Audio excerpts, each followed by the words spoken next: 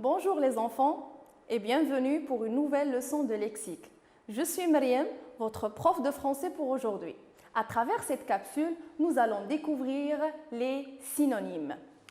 Nous sommes encore dans la 5e séquence et nous travaillons sous le thème de la sécurité routière et du code de la route. À la fin de cette leçon, vous allez être capable d'identifier et d'utiliser les synonymes. Mais avant de découvrir nos phrases de départ, je voudrais vous demander quelque chose. Dites-moi, avez-vous envie de ripailler? Oui, ripailler. Avez-vous envie de ripailler? Vous avez bien entendu. Vous n'avez pas compris? Mais plutôt c'est facile. Ah, je vais le dire autrement. Avez-vous envie de manger? Manger, oui. Ripailler veut dire manger. Pour facilement vous expliquer, j'ai fait appel à un synonyme. Manger est le synonyme de ripailler. Passons maintenant à nos phrases. Je vais lire et vous allez écouter attentivement, car à la fin de cette lecture, je vais vous poser quelques petites questions pour m'assurer que vous avez bien compris. La première phrase. La voiture roule sur la chaussée. Les automobiles roulent sur la chaussée. Le port de la ceinture de sécurité est indispensable. Le port de la ceinture de sécurité est nécessaire. Il est interdit de stationner au milieu de la chaussée. Il est défendu de stationner au milieu de la chaussée. Je vais reprendre la lecture encore une fois. Les voitures roulent sur la chaussée. Les automobiles roulent sur la chaussée. Le port de la ceinture de sécurité est indispensable. Le port de la ceinture de sécurité est nécessaire. Il est interdit de stationner au milieu de la chaussée. Il est défendu de stationner au milieu de la chaussée. Passons maintenant à la première question. Pourquoi le port de la ceinture de sécurité est-il nécessaire? Pourquoi le port de la ceinture de sécurité est-il nécessaire? Je vous laisse quelques secondes pour réfléchir. Je pense que c'est simple. Oui, très bien, c'est pour éviter des chocs en cas d'accident. Passons à la deuxième question. Pourquoi est-il interdit de stationner au milieu de la chaussée? Pourquoi est-il interdit de stationner au milieu de la chaussée? Je vous laisse quelques secondes. Réfléchissez bien.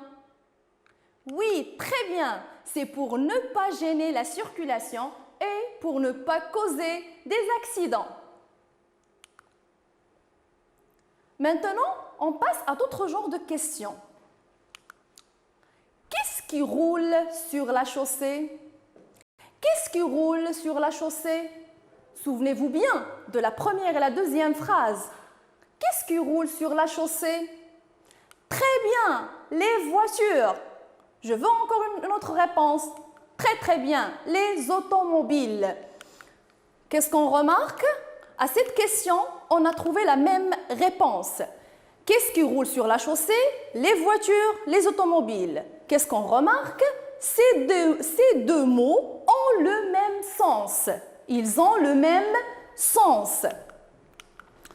Et nous pouvons remplacer le premier mot par le deuxième sans changer le sens de la phrase. Ce sont deux synonymes. Les voitures et le synonyme de les automobiles. Très bien. Une autre remarque. Regardez bien les voitures. Les voitures, quelle est sa classe grammaticale? Est-ce que c'est un verbe? Non. C'est un adjectif? Non plus. Très bien, c'est un nom. Très très bien, c'est un nom. C'est un nom commun. Très bien, les voitures est un nom commun. Les automobiles, la même chose. Les automobiles, c'est un nom commun. Qu'est-ce qu'on remarque? On remarque que les deux mots synonymes ont la même classe grammaticale. Très très bien. Les voitures, les automobiles sont deux synonymes qui ont le même sens. Ils ont le même sens, sont deux mots qui ont le même sens et qui ont la même classe grammaticale. Passons à une autre question. Que peut-on dire du stationnement au milieu de la chaussée? Que peut-on dire du stationnement au milieu de la chaussée? Très bien, il est interdit, il est défendu. C'est ce qu'on a vu dans la troisième et la quatrième phrase de départ. Pour répondre à cette question, on a trouvé deux réponses possibles. Il est interdit, il est défendu. Ce sont deux mots qui ont le même sens. La phrase n'a pas changé de sens, même si on a remplacé le premier mot par le deuxième. Alors, interdit est le synonyme de défendu. Et on a la même remarque de la classe grammaticale. Interdit et défendu sont de la même classe grammaticale. Qu'est-ce qu'on déduit? Que les mots sont synonymes quand ils expriment la même idée, la même personne, la même chose et qui ont la même classe grammaticale. Je vous ai apporté 3 exemples du verbe faire. Un verbe qu'on utilise beaucoup dans nos écrits, à l'oral. Imaginez si on a ces 3 phrases dans un même paragraphe. Je vais lire les exemples. Faire la vaisselle, faire une liste, faire un bouquet. Si on trouve les 3 phrases dans un même paragraphe, ça va causer quoi? On va avoir une répétition. Très très bien, une répétition. Alors, pour éviter cette répétition, je vais vous demander de remplacer le verbe faire par un synonyme. La première phrase, ensemble, on va faire l'exercice ensemble. Faire la vaisselle. Très bien, on peut le remplacer par laver la vaisselle. Très très bien, très très bien. La deuxième phrase, faire une liste. Très bien, on peut le remplacer par établir une liste. On a remplacé le verbe faire par le verbe établir. Faire un bouquet. Très bien, composer un bouquet. On a remplacé le verbe faire par le verbe composer dans cette phrase. Regardez bien, dans les 3 cas, à chaque fois, on fait appel à un synonyme différent.